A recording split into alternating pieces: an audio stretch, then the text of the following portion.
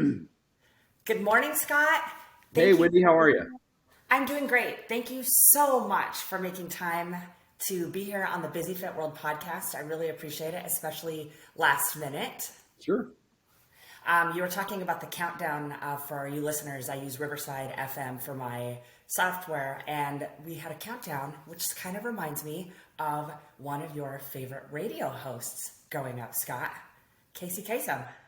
Yeah, Casey Kasem was the guy who kind of inspired me. I didn't know at the time when I was playing like I was Casey Kasem on the radio that I would end up doing radio one day. I just loved America's Top 40, and I would sit when I was a kid with a tape recorder, and I would pretend that I was Casey Kasem, counting down America's biggest hits. And so now that I work in radio and have for golly a long time now, it's kind of funny to look back and see how that was an inspiration and a catalyst for me to fall in love with doing radio and being able to share on the radio every day things that I hope will encourage people, make them laugh, and like in my case, working in Christian radio, bring them closer to Jesus.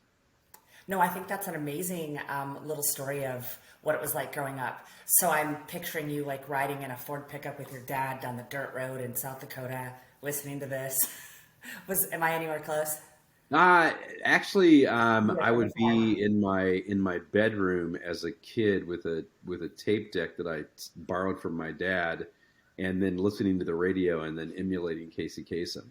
So yeah, I mean close, but yeah, and I would be doing like you are close in the fact that I would take my dad's tape recorder and I would play like I was a sports reporter because I've always been a sports geek and have always loved sports, and I would play like I was a sports reporter, and then I'd make my little brother pretend like he was Fran Tarkenton from the Minnesota Vikings, which was my favorite team growing up in Minnesota as a kid, and he could never say Fran Tarkenton's name right, so it was always Fran Tarkenton, and I would keep correcting him like, no, Jimmy, it's Fran Tarkenton, and then he'd be like Fran Tarkenton. I'm like, no, and so my dad actually kept that tape for years, and then we listened to it back years afterward. So, but Do you by yeah, any chance those still are those have it? kind of things that I think I didn't know at the time were kind of shaping who I was, going to be as an adult and what I was going to do. I don't even think I could say that last name right. So kudos to your brother for trying. Yeah, I don't think my brother can still say the name right. You have got to get him a jersey with that name on the back of it for Christmas. And then have Good him say idea. it. Fan Tottington. I don't know how you'd even spell that. That is hilarious. Um, why don't we start with your upbringing? Like when you were a child, if someone would have told you as a kid that you were going to be doing what you're doing today, I'm sure you would have been in disbelief. But if you wouldn't mind walking us through, because you said you grew up on a farm in the Midwest. I did, Uh, yeah. okay. Yeah, so I grew up on a farm as a kid. We raised a little bit of soybeans. We raised alfalfa because we raised quarter horses. And so I grew up working on a farm. We heated our house with wood. So it was constantly 24/7, around the clock, 365. If you've ever lived on a farm, you know how it is. I And have. yeah, you grew up on a farm, so you It is know. constant Yeah, and 365 to your it's point. like There's always a chore. there's always a chore. There's always work to be done on a farm. And it's not that I mind work. I actually love it. And I'm so glad that I grew up on a farm and grew up with the way my parents raised me because it really gave me this opportunity to develop a work ethic, which I think is something that's lacking in a big way in our culture today. And I'm grateful that he pushed us that way. But I grew up walking beans and picking rock and detasseling corn and working with horses, and I went to work for a hog farmer, and I realized when I was castrating pigs and cutting their teeth and scooping pig poop that I didn't really want to be a farmer, and It doesn't take all very I long to do that. no, I mean horses. I mean you don't have to like scoop the poop, but I mean when you got to scoop it, and you got to kill rats 2 or 3 times a year, and all that kind of stuff. I was like, I don't think I want to raise livestock. I appreciate it. I love eating meat, but I don't necessarily want to raise it. And I got to this point where I realized I didn't want to be a farmer. I wanted to be a doctor. Is what I really kind of studied toward as a kid. Took all my advanced math and science courses, And one thing, being that my dad was a chemistry and physics teacher, he insisted on was being well rounded because all I wanted to do was play sports in school. So, Well, that's every boy. uh, yeah, and I mean, I played football and baseball and wrestled and played basketball and threw shot and discus and track, and so all those things were what I wanted to do. I really love sports, and I was super competitive. So my dad insisted that, as an educator, I'd be well rounded. So he made me join the band and the choir and drama, and he made me join the speech team, which I was like, dude, there is nothing geekier than being on a speech team. I'm And my surprised that dad, wasn't your mom. It was your dad that was the one that had to be. yeah, it was my dad. I mean, my mom, of course, she was a teacher as well. So she obviously was in agreement with it, but my dad really pushed that way. And I joined the speech team, and I mean, I honestly, I hated it at first because I was like, this is the nerdiest thing ever. And it's right in the middle of wrestling season. And my dad says, either you can figure out how to do both, or you're gonna have to quit wrestling. And I'm like, what? And so Oh, that I is figured so out, not fair. yeah, I figured out how to do both, and I'm glad that I did. And I started winning trophies in the speech category that I was in, and I thought, oh, this is cool. I'm winning stuff, and being as competitive as I was, it kind of motivated me. And the little town that I grew up in, there was a country station, KKOJ FM, and it was literally in the middle of a cornfield in right on the Minnesota-Iowa border. And they would offer kids on the speech team a job in high school if they were interested. They'd offer one, kid at a time an opportunity. And I had a friend, Steve Jewell, who was a couple years older than I was and was graduating, and said, "Hey, are you interested in this job?" And I was like, if it means I don't have to, cut the testicles off pigs and scoop poop anymore, then absolutely. And so I was like, yes, I It doesn't even matter how much it pays. There's no, benefits. no. But I just, I mean, and so it kind of came full circle. This, like, playing as a kid, like I was Casey Kasem, and now here I am getting the opportunity to do radio, and got the opportunity to do that all the way through high school. At And such a young age. yeah, I was a teenager, and I mean, it was one of those things that it was fun. I wasn't doing typical teenage work, and I really developed a love for it, and decided about probably between my junior and senior year in high school, this is what I wanted to do.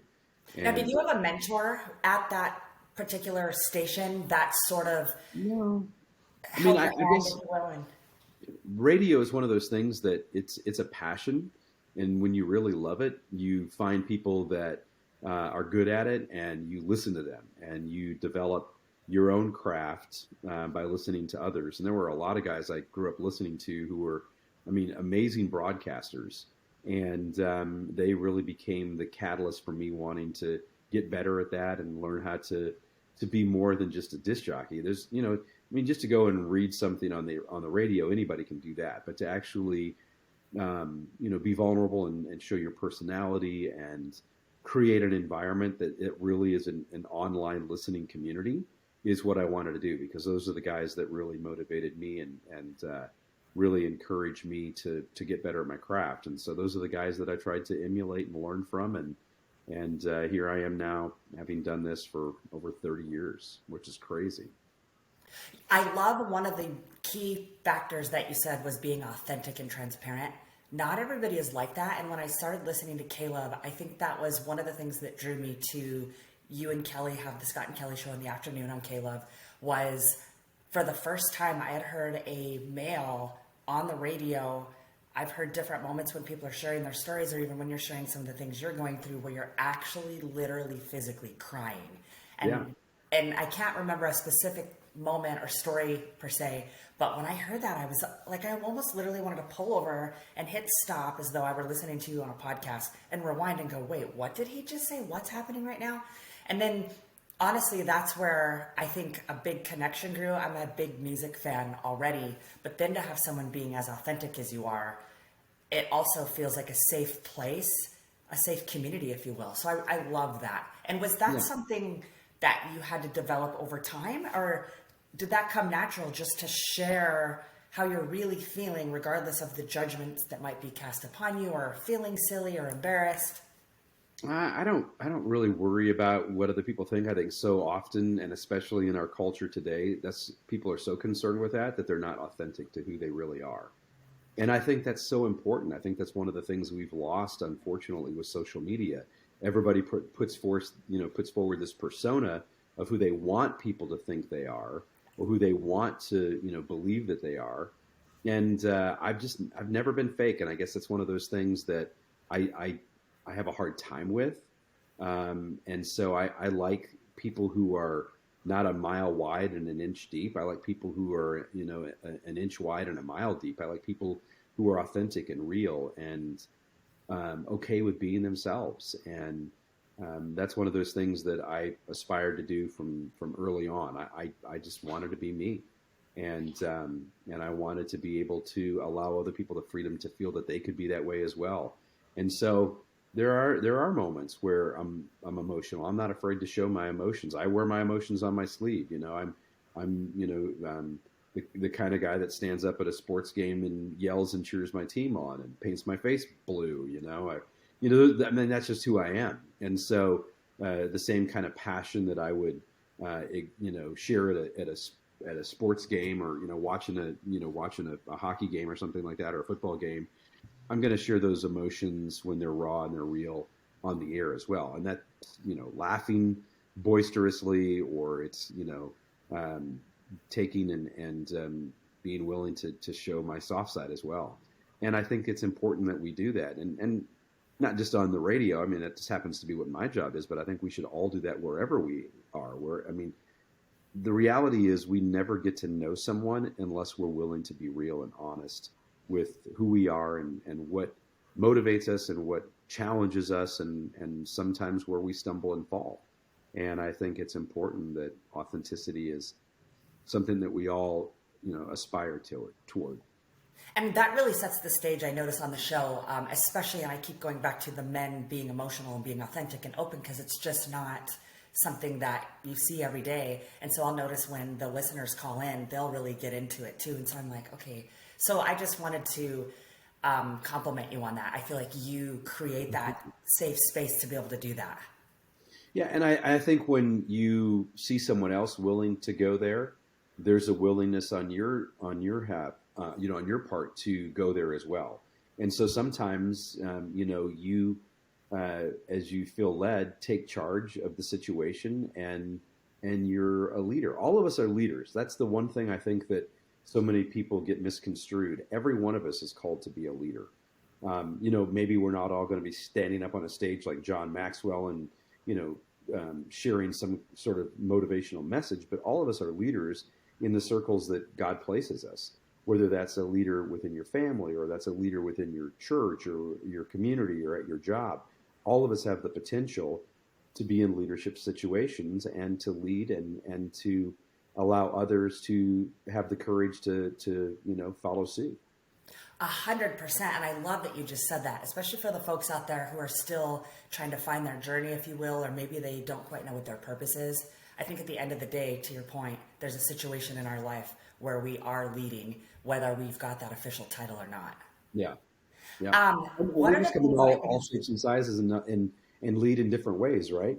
Yeah. I think that's the thing that is so often misunderstood, is that people equate leadership with somebody, who walks with their chest puffed out and has 1 million followers on Instagram, and is standing up on a stage at a TED Talk. But that's not, necessarily the way all of us lead. And knowing who you are and being authentically yourself, and leading in the situations that God places you, is what's really important. And every one of us are going to have situations and circumstances where we can lead that way. I love that perspective that you shared about that. That is so true, Scott. One of the things that I find really interesting is before you came to K-Love, you were with Mainstream, hanging out backstage with ZZ Top, Bret Michaels, Def Leppard, Van Halen. How did you go from mainstream sex, drugs, and rock and roll, if you will, to quite the opposite, K-Love Radio, which is where you've been now?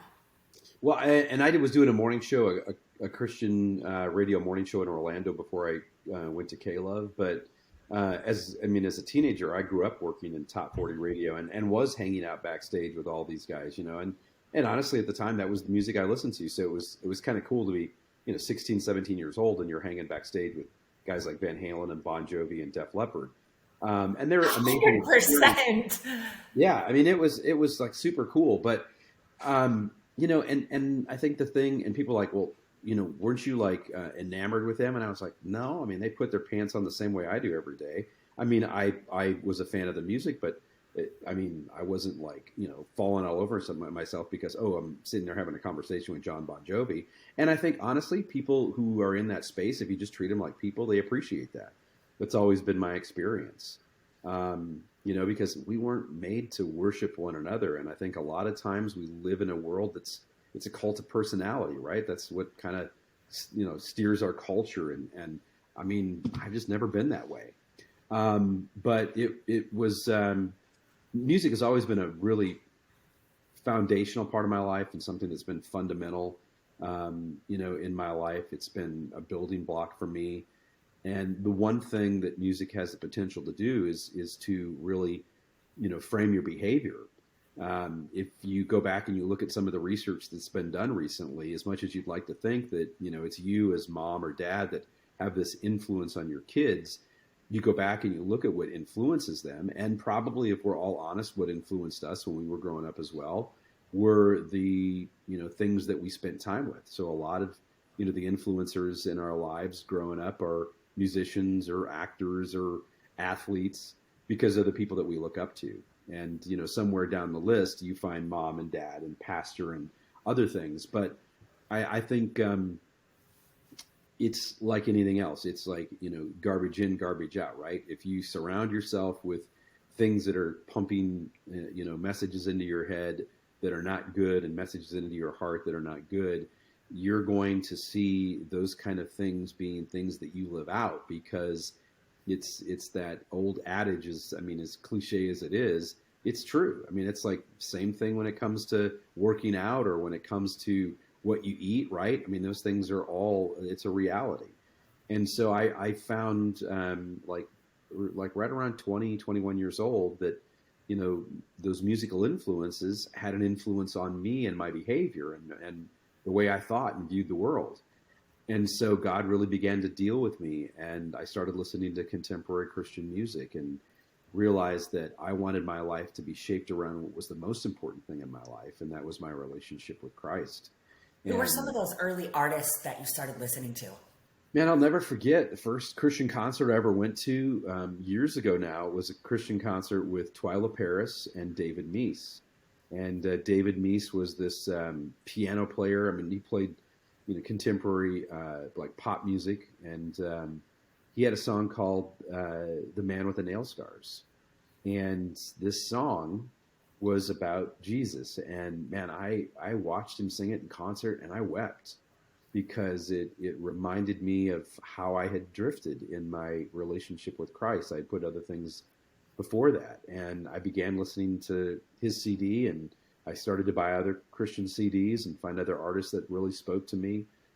Guys like Whiteheart and Petra and man, so many others that really spoke to me and filled me up spiritually. And it began to really become the catalyst for change in my life. And so I spent about 4.5 years in a sales job traveling the country, and I listened to a lot of Christian music and listened to Christian radio and a lot of not only music but teachers and pastors on the air. And it really began to draw me into this place where I wanted to be using my gift in radio to be on a format that encouraged people and it lifted people up and played music that helped them frame their life around what was the most important thing in their life, their relationship with Jesus. And man, it's been the greatest blessing. And to hear the stories of what God does through something you share on the radio or through a conversation you have with an artist or another listener or a song that you happen to play is just absolutely amazing. And those are things that I'll never take credit for, but they're things that God shows up and does through what we do on the radio every day. And it's humbling, honestly, to be a part of that. And what I think, the thought of being in your shoes one day, to pull into the parking lot before you walk into that office, you literally, it's like, yes, you have your show notes and you've prepared and you've studied and you've got in your mind conversations and how the show's going to go, but you have no idea what the listener is going to say or ask when they call and you pick up the phone.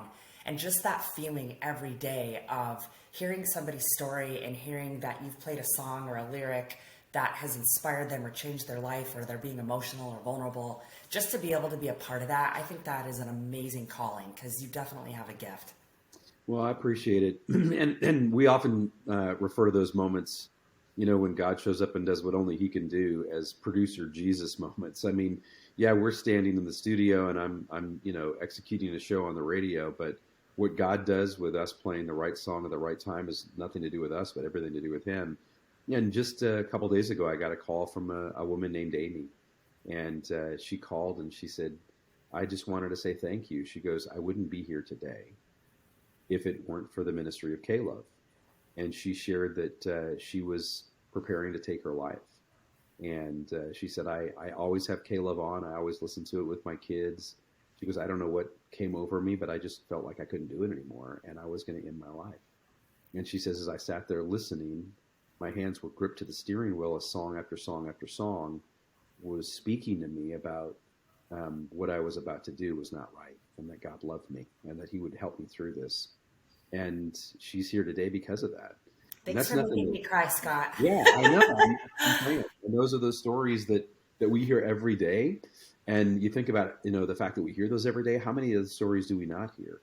Yes. It's what God shows up and does. And it's what he does to, use music to touch someone's life. All of us have music, whether you're a fan of Christian music or not, that has touched our lives. I mean, all of us have songs that we could turn on right now, and they're like a time machine, right? I mean, you listen to one of your favorite songs from the 80s and instantly you're flashed back in time and you can remember who you were with. You can smell the smells of the place around you. Whether it was a good experience or a bad experience, you can remember who it was that you were dating at the time that song was popular. I mean, music is an amazing influencer in our lives. And so I think it's important for us to be careful of, what we let in these gates, right? Because these are gates, our eyes, our ears, these are gates. And what we let into our heart and mind and our spirit has the potential to influence us for good or for evil. And I want those gates to be something that are guarded. And I don't always do the best job of doing it myself, but I know God helps me do it. And he helps me do it through things like Christian music. 100%. And that is so amazing. And I have been on the other side, the listener, of hearing some of these stories. And I wonder, to hear this on a regular basis, like you said, but at the same time, it's amazing that obviously they don't follow through with it and that they actually call you. And just, I can share myself, there's been some times where I'm going through, with the pandemic, losing an entire national division wasn't easy because I had to tell parents that they no longer had a job. And yeah. I remember I love walking my dog, and we would go to the beach because I love being around nature and especially water. And I would always turn on K-Love on the way there. And by the time I was done listening to K-Love, listening to the perfect song at the right moment, to your point, and then being out in nature with my dog, 100%, there was never even a thought of maybe I should go to a doctor and maybe get on some anti-anxiety medicine of some kind. That was the medicine, was listening to music and being out in nature. Yeah. Well, the Bible talks about laughter being good like a medicine. And one of the things during the pandemic that was so important, for me personally, was being in the studio every day. There were a lot of radio stations that they did their shows from home. And my co-host, Kelly, she, for 4 months, did her part of the show from a home studio. And I just felt the need to go into the studio every day. So there was not a day during the pandemic that I didn't go into the studio, with the exception of a few days when they had a deep cleaning because someone had gotten COVID at work. But I just felt it was so important to be able to continue to foster community, because when so many of us were locked down and couldn't go anywhere and didn't have connection with people and couldn't go to church or work or to the store, that was going to be something that was fundamental in getting us through, feeling like we were connected to one another and we were all able to share. And man, those are some of the richest moments of my entire career, being able over those, 2 years, really just to pull the community together. We call it the Caleb family. And it's Yes. and people, who listen all over the country on terrestrial radio stations and people who are listening around the world online on either the Caleb app or at Caleb.com. And man, I'm telling you, I am so grateful that our bosses said, "Hey, listen, we're going to make sure that we make that possible," because that was fundamental, and we hear that repeated over and over and over. To be able to have a place to come together and to laugh and to encourage one another and to share what we were struggling with was something that was a big help in people being able to get through and get through the pandemic with a smile on their face. 100%. I love, love, love that. I actually didn't realize that you went into the studio.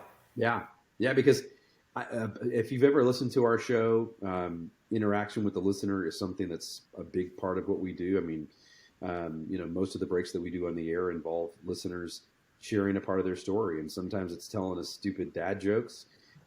Sometimes it's sharing stories about the frustrations with, putting up Christmas decorations, or people sharing stories about how they've, come through an addiction or things that they're struggling with, or stories like Amy's of how, they were in a place where they were ready to end it all and God intervened.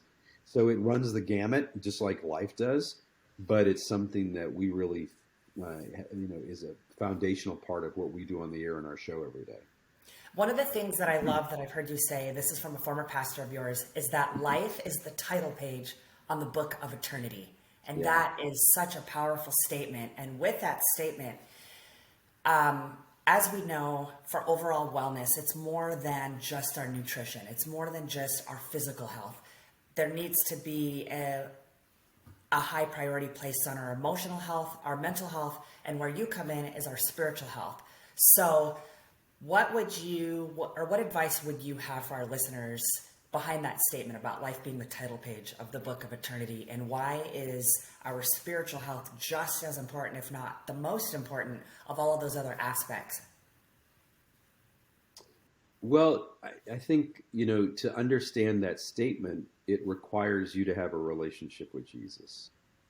And I know not everybody is at a place where they understand what that means, but the reason that the pastor said that, and the reason that there is such hope in that, is the fact that life here, when you're a Christian, is just that. It's just the title page on the book of eternity, meaning that our life doesn't end here. What we're striving for, what we're living for, this is not the end. As a believer, because of Jesus' sacrifice, we believe and trust that life here is just the beginning. Well, what God has planned for us for all of eternity is a life with Him, lived in His presence, lived with other believers, and I think that's why that's so encouraging, and why so many people who are Christians have hope even in the midst of hopeless situations, is because we know that our life here is not anything but the title page on the book of eternity, meaning that God has so much more planned for us. And the reality is, there is something that that gives you such hope when you know that, and that's a hope that can only be found in a relationship with Jesus.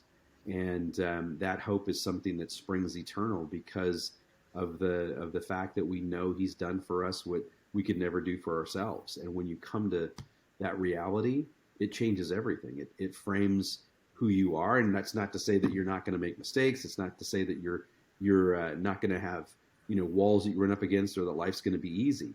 Quite the opposite. Jesus said, "Hey, listen, in this world you're going to have trouble, but," He said, "I have overcome the world." And I think that's what the thing that's so important to remember is that we're never promised that life as Christians is going to be easy, but we are promised that God is always going to be with us, that He is going to carry us through, and that He is going to be the one who provides for us the hope that we can't find on our own. One of the things that can be the most difficult part about being a Christian is faith, especially as it relates to the things that have gone on for the last couple of years. And I've had many conversations with people who really are not sure, people who have studied every religion in the world, and upon studying every religion, they're still not sure because they to them, they say that they don't have a hard physical fact that he exists.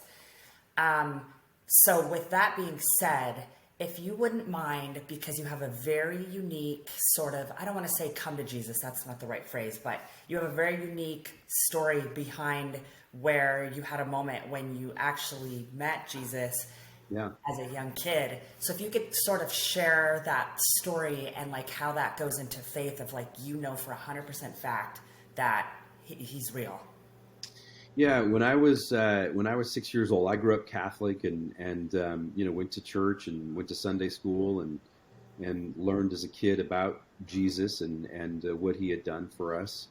And when I was 6 years old, I was on a slide at school, and we had this club where you had to slide down a pole, and it's one of those big long slides, the hump in the middle. And to be in the club, you had to crawl on the back support pole and then slide down it. And this kid decided he was going to stomp on my fingers while I was going to get on the pole. And of course, your immediate reaction is to let go. And I did. And I fell off the back of the slide. And when I hit the ground, I landed on my leg and it broke my femur. And our PE teacher, I'll never forget him, Rolf Walters, made me stand up. And he had a real thick German accent. And he's like, get up, you're fine, walk on. And of course, I knew him because we lived in a tiny little town in Minnesota, and my dad coached football with him. And unfortunately, someone's at my door. But unfortunately, Scott, maybe it's Danny Goki, and you can have Danny on the show.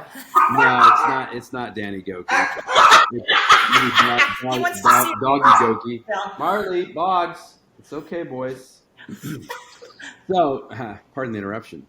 But so I when I walked on my leg, I was in this position, unfortunately, where my bone had slid up 3 inches up my femur. And so instead of just getting a cast, I had to be put in traction for 6 weeks in the hospital. And what does that mean, to be put in traction? Well, what that means is they put a pin in your knee, and then they weight your foot so they can actually pull the bone down the bone and then set it in the proper place. So they have to constantly change the weights and make sure the bone is healing correctly. Oh, okay. Because the break was so bad. And they had said, and of course, even at 6, I loved playing sports. I loved riding my bike and being outside and playing with my friends. And being around football, because my dad coached, I wanted to play football even at 6. And when they said, yeah, your leg's probably not going to heal the right length, and you're probably not going to be able to run again, you may have difficulty walking, it really, messes with your head. And so I didn't know what else to do but pray. And I just asked Jesus to heal me. And on one occasion, he came in right on the bed of my hospital room. He came and he healed me. And to this day, I don't walk with a limp. I have run and played sports my entire life. And my parents, of course, freaked out. They're like, oh, we got to call the priest. And Father Loomis came and visited me in the hospital. And he was a little shocked at what I had told him. And then when it happened a second time, the promise that Jesus made me and that I've always clung to is that he always promised to be my best friend. And he does. He promises us to be a friend that sticks closer than a brother. And that changed my life. And it's always been this constant reminder of how much he loves me and how personal he is and how he knows everything about me, every detail, everything that I think. Even the number of hair on my head, or the lack thereof in my case. Go ahead and laugh, Wendy. Not I was going to say, amazing. Hey, let me just tell you, this is a biblical truth. Most people probably don't even know this. God, only made so many perfect heads, and then the rest he covered with hair. So... Wait, what scripture is that? I have a Bible right here. I'm going to look it up. But, it's one of those things that for me was a very personal thing from the time I was a kid. And that's not to say that I haven't, strayed off course or I haven't made mistakes. God in His grace always um, helps you walk through those things. And we all have things that we've done or um, mistakes that we've made that we're not proud of. But the story of the gospel is this: it's not about our pursuit of God; it's about God's pursuit of us because He loves us so much. That's the gospel. That's the good news. It's not about what you've done or failed to do. It's about what He did for you because He loved you so much. It's about Him being willing to take on the price for your sins that you couldn't have paid on your own. And the Bible makes it clear there's none of us that could ever have paid the price for our sins because we're all sinners. The only one who wasn't was Jesus, and His willingness to show His love for us on the cross and pay the price for our sin is what motivates me to want to serve Him to this day. When you love somebody, you want to do the things that are going to please them. You respond in love back because of how they love you, and that happens in any relationship, whether it's with your parents or your spouse or with the Lord Himself. And for those who may argue, well, I can't find any proof or any fact of God in the world or what the Bible claims. Let me just tell you this. If you walked into a court of law and you were charged with something, and there were over 500 witnesses that came and said that what you were being charged with was true, you'd be going to prison for whatever it is that you did, because there is an overwhelming amount of witnesses that are testifying to what is being said as being true. That's just fact. Even O.J. Simpson's lawyer is not going to get you out of that. Right, exactly. And that's the whole point of the gospel, right? Because there were thousands, tens of thousands who saw Jesus when He was alive, but even more importantly, there were over 500 witnesses who saw Jesus after he died on the cross and was resurrected from the tomb. Over 500 people, over 500 eyewitness accounts. And that's not just claims from the Bible. Those are legitimate claims in history books. And so for all those who may, pose the argument of, well, where's the proof? The proof is in the fact that He appeared, people saw Him. And so for those of you who may be doubting, I'm telling you, just from my own personal experience, that Jesus is real. But even more importantly, there is evidence that in a court of law that would, if even today would stand up in a court of law because it's true, because of eyewitnesses. It's the most powerful witness there is an eyewitness account. And that's the thing that I think is something that is so important to remember. Because the reality is, for everyone, we're all looking for something, right? We all, in my opinion, have a God-shaped hole that we're trying to fill. And some of us try to fill that with our successes. Some of us try to fill that with, our financial gains. Some of us try to fill that with our careers. We try to fill that with accolades. We try to fill that with, any various sundry of things. And then when those things don't fill it, then we turn to things that try to help numb the pain of, well, I can't ever achieve this satisfaction that I'm longing for. And so then you turn to drugs and alcohol and sex and whatever else it may be to try to fill that void. And the reality is the only thing that ever fills that God-shaped hole is a relationship with Him. And, to know that He loves you so much that He was willing to lay down His life so that you could have a relationship with Him, so that you could have a peace that surpasses all understanding. People go, well, what does that even mean?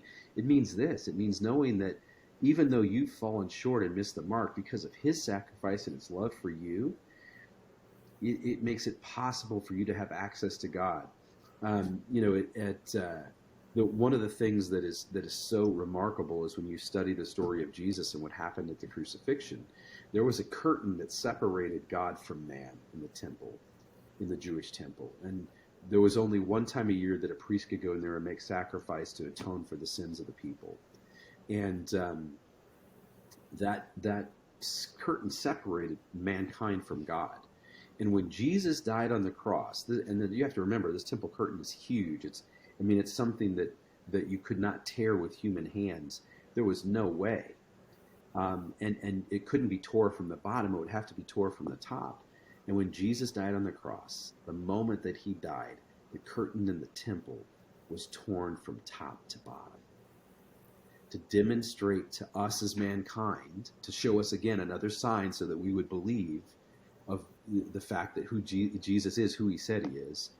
There was the curtain that was torn that separated God from man, because that separation was no longer there because of what Christ accomplished on the cross. And so now you have access through Jesus and his love for you and the price that he paid for our sins, have access to God, our Heavenly Father. And there's nothing that can take that away from you. When you admit that you are in need of a Savior and you surrender your life to Jesus, there's nothing that can ever take that away from you. And so that promise that he made to me as a 6-year-old kid, that he'd always be my best friend, is the truth that I cling to every day of my life. In fact, I'll just share this with you. Speaking of being vulnerable and real, I recently was in the bathroom of all places, and I had just finished my devotion, and I was flipping through Instagram, and I came across a trailer for The Chosen. And I still haven't seen that. oh my goodness, it's so good. I wept because it was the scene where Jesus met the man who was crippled at the pool of Bethesda. And he reaches down in this scene and he says, "Do you want to be healed?" And the man, of course, was sitting there because he wanted to be healed. And he protests to Jesus, "Yes, I want to be healed, but I have no one to put me in the pool when the waters are stirred so that I could be healed." And Jesus continues to ask him, "Do you want to be healed?" And the man continues to make excuses. And he asks him a third time and he says, "Yes." And Jesus says, "I'm all you need." And I broke into tears because sometimes I think we need to be reminded of that. Even some of us who've been believers for a long time, he is all we need. Well, and you even said this on the show. Sometimes we think that praying isn't a big deal when someone's like, my kid is sick, or, maybe I just had someone pass away, or I'm going through a difficult season. It's, and you've said this, actually praying is the best thing that we can do. Yeah. Yeah, because when we come and we pray, we're admitting our need for help and things that are out of our control. And I think sometimes we forget that some of the most powerful prayers we pray is simply that word help. Lord, help. I mean, he knows what's going on. I mean, nothing's a mystery with God. And when we come and we ask for his help as a loving father, he's there to help us. And I think that sometimes we underestimate the power of prayer because we don't ever take into consideration what it is we're doing. I mean, we're petitioning the God who stretched out the expanse of the universe, who created everything, who didn't miss a single detail. And we're asking him for his help. We're putting impossible situations for us into the hands of God, who is the God who makes all things possible. And I think that's why sometimes we have this tendency to forget that prayer is never the least we can do. It's the most we can do. Exactly. You've actually been through quite a few situations this year. One of them was moving across the country from California to Nashville, which has been quite an exciting journey. Can you talk on any of the moments where maybe, for example, in a journey like that, I don't know if everything went exactly smooth, but where things are not going smooth, and even yourself as a true believer, not that you're questioning your faith, but where you almost need to yourself make one of those calls. Like, I'm dealing with the impossible here. I'm moving across the country. I've only got a certain amount of days to do it. I got to sell my house. I have to pack. I have to start my job. Maybe you could talk about some of that in your own personal life, because we all kind of go through the dips, if you will. Yeah, all of us have those moments. And I mean, nothing goes perfectly smooth. And we're still in the middle of a scenario where we haven't sold our house. The economy, I mean, we all know how bad it's been over this last year. And the housing market has hit a brick wall. And, when you move, you have to make decisions because you're having to, make decisions way in advance to prepare for the move. And we made a decision to build a house and never anticipated that it would be as hard as it has been to sell our house. And so that's one of those things that we're still walking through, and we're still praying for, and just praying that God would, bring the right person to, call our house their home. But with the challenges because of the way things are financially and with interest rates what they are, it's been a challenge. And it takes us, in faith, trusting that, okay, we know God has called us to move and called us to do these things. We've seen his hand in all these steps along the way. this is that final domino that we have to trust he in his timing is going to bring to fruition. But those aren't always easy because in our flesh, we want to go like and freak out, and it's not to say that we haven't. I mean, my wife and I've had those moments, and I think it's one of those things that you just kind of when you believe in God, you just have to lean in and trust him, and just trust that in his timing he'll make things right. And we have seen him so many cases in our lives do those things. And so faith is like it's like building a home. It's putting block upon block and realizing that there is you start with something small and it becomes a structure that builds. And your life as a believer is something that you continue to build block and block on. And so all those things that have been built in the past are then those reminders of what God has done in the past, and give you the ability to trust him even when you don't know what the future holds. And right now we don't, but we trust that because who he is and what he's promised, and the fact that he's never going to leave us nor forsake us, are things that we can pray and just trust in his timing that things will be made right. But it's not always easy. And congratulations, by the way, on getting that. I mean, that's huge to move across the country. Do you mind if I ask, was there an opportunity perhaps with your wife's work, or did it have anything to do with Caleb as to why you guys decided that, or what? Yeah. Caleb, we're relocating our headquarters from California, where they've been for years. Caleb started 40 years ago in Santa Rosa, California, with a single station, and has grown. It started when I was born. Yeah. 40 years ago.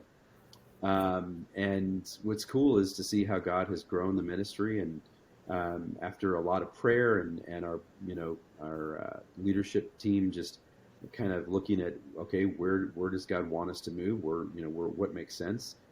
This is really where they felt the Lord leading, and I couldn't agree more. It's where Christian music and a lot of music, country music as well, is centered here in the Nashville area, and so it makes sense for us to be here, and we're excited as an organization to be here and to allow people access to artists that we didn't necessarily have because of the proximity between Nashville and California and the expense that it takes to get people back and forth between cities these days. So it really is good, and it's great to be in the community where you are seeing music come together, and it provides for a lot of really cool working relationships and opportunities to do things to further bring people to Jesus. And that's why we started this move. And my wife, thankfully, found a great job with a hospital that she loves. And so, God has provided it all along the way. And that's why we can trust that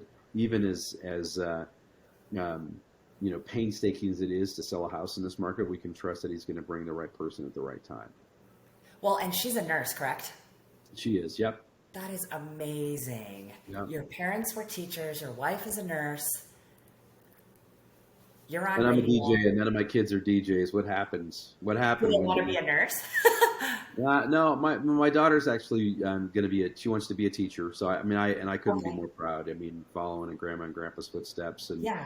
my son is working in ministry with Operation Christmas Child. So he called me back a couple months ago, and Dad, I said, I really feel this call after seeing how rewarding your career has been over the years. So not on the radio, not yet, but he is working in ministry, and I couldn't be more proud of my kids and their passion to want to serve other people in their careers. I think that's just a beautiful thing.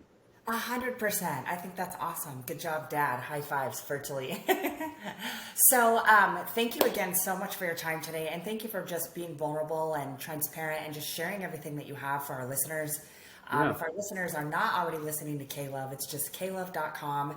And to follow you on Instagram, what is your Instagram handle? Caleb Scott. Okay, Caleb Scott, you guys got to get in touch with him. Scott, I have one request. It's been a really long time since you guys have did the food tasting on Caleb. And the last one I remember was in the summer, you guys actually got mustard and put it on watermelon. You and Callie, and you guys did it in the studio. Are there any plans to be doing any taste testing anytime soon again, whether it's, like I know on your Instagram recently, I saw where someone actually put bacon inside cinnamon rolls. That could be, for example. That's not one of those things that's gross, right? That looks But amazing. no. It's not good for my waistline, but man, it looks amazing. I'm a sweet, salty person. That looks unreal. We did do a pumpkin spice tasting, and maybe you missed this one, of all the things pumpkin spice. Okay. And let me just tell you, there are some really nasty pumpkin spice flavored things. Like, who would have ever thought to Honestly, flavor you're right. spam? Just because it says pumpkin Spam. doesn't mean it tastes good. I mean, and I love spam. I grew up in Minnesota where spam is made, but pumpkin spice spam, that's way too far. And they Pumpkin really spice put ramen pumpkin. noodles, disgusting. I have to see this. The actual spam can, just the way we know it, actually Google it. Yes, pumpkin flavored spam. yes, it's for real, and it's sold out. I think because people really gag their friends. It's like, I mean, that's a literal gag gift. Now you're making me want to go out and get and find this if it's still available Yeah, somewhere. yeah. Look online. You might have to pay a small fortune for it because it's a limited release, but yeah, it's worth it. I mean, it's worth it to gag your friends. Just bring barf bags with you. Scott, you have to do this to some of your friends and then you have to film it. Just They're my friends. Why do I want to do that? because it's funny. You do it to your friends and then you video it. Hey, Oh, because this is not going to be released. So this podcast is not launching until January. I think we should send it to Kelly. Or did Kelly already try it? oh, she tried it. She almost Did she got like sick. it? Oh no, Okay, because she loves no, pumpkin. no, not at all. No. Okay. And we got the video. We got the video posted on Instagram somewhere. You got to go watch it. Okay. Yeah. Just from a fan of the show, I guess myself, I love the taste testing. That really kind of wraps it up. I did have one question that one Yeah. of your listeners wanted me to ask you. She's a friend of mine, and she's also from Montana. She wanted me to ask you, before I let you go, what is your favorite, most inspiring book? That's the first question. And then the second one is, what is your advice for balance in life? One of my favorite book. I mean, the book. I mean, like, have to pick a favorite, it's going to be the Bible, obviously, for me. But if I had to pick a book other than the Bible, it's been one of my favorites. I would say Mere Christianity by C.S. Lewis. I love C.S. Lewis, and I love how candid and authentic he is about, the Christian faith, and says things in ways that really just capture your attention and make you think about things that you hadn't thought about before. So that would be one of my favorites, and something I'd recommend for everybody to read. And then I think balance in life really comes in making sure that you prioritize things correctly. And I think all of us have a tendency at some point in our lives to get our priorities in the wrong order. And as soon as you do, it throws everything out of balance. And so for me personally, it starts with, every day spending time before I do anything else in the Word and just reading and praying. I mean, I wake up before I do anything else and just say, "Good morning, Lord," and just make that connection. And I think that being prioritized for me as a believer, number one, is most important. And then prioritizing your family, prioritizing your relationships with friends, and then your job and what you're called to do. Those things, I think, are priorities that when you get those in the proper order, it brings balance to the rest of your life, and it allows you to find space for the other things that you can fit in where you have space for them. I think the tendency is we try to cram, and I'm guilty of this, try to cram a lot of things in that kind of get our priorities out of line. And when we do that, we forget to keep the main thing. And that's and that's when we really, I think, find ourselves stressing out and feeling that life's not in perfect balance, because it's probably not. 100%. I love that. And that's the juggling act every day. Yeah, yeah, it's a Fires. daily thing. But to your point, when you start your day out, I'll even notice if there's days where I'm running late, the alarm goes off, and I don't do those things at the start of my day. I'm a lot more reactive to things that come my way versus being proactive and me Yeah, sort of managing it. I let the other things manage me, and it's yeah, not a good feeling. yep, exactly. And emotions are the same way, right? I mean, our emotions were a gift to us from God to experience life, and so often our emotions are what you know we don't experience. We allow them to experience life for us. And to your point, I think when we are not living in a life in balance, then the tendency to be reactive instead of proactive is something that we fall victim to. And if you look around, that's a lot of our culture, right? You see a lot of that nowadays. 100%. Yeah. And so we need to have something that grounds us, I Yeah, guess, yeah, is kind of how I would word it. well said. All right, Scott. That is all I have for you. Again, thank you so much. This is amazing. Yeah, I hope so, that you have a fantastic rest of your day. I know that you have a show to do today. I yep. don't want to be wearing out your voice any longer. So thank you again so much. And we'll have to do this again. All right, sounds good. See Okay. ya. Bye.